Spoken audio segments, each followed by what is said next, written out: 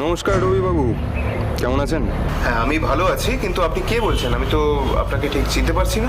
আপনি আমাকে চিনতে পারবেন না, সেটাই স্বাভাবিক। আর চেনার খুব একটা প্রয়োজনও নেই। তাই যেটা বলছি সেটা মন দিয়ে শুনুন। আমি আর সুমিতা একে অপরকে ভালোবাসি।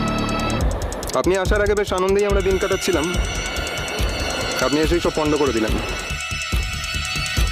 ও, আপনি তার মানে সেই পবিত্র সুমিতার কলিগ? বাহ, আপনার আইকিউ বেশ ভালো তো, একেবারে বুঝে গেছেন। শুনুন, আপনি সুমিতা এবং আমার মধ্যে নাক গলাবেন না, আমরা এটা একেবারেই পছন্দ করছি না।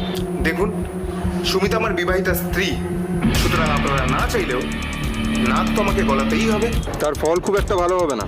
তাই না তো সুমিতা আপনার স্ত্রী হলেও সে আপনাকে মানসিকভাবে পরিত্যাগ করেছে। তাই বলছি, এই ব্যাপারটা নিয়ে আপনি নাড়াচাড়া করবেন না, তাহলে আখিরে আপনারই মুশকিল হবে। আচ্ছা, রাখছি, কথাটা মনে রাখবেন কিন্তু।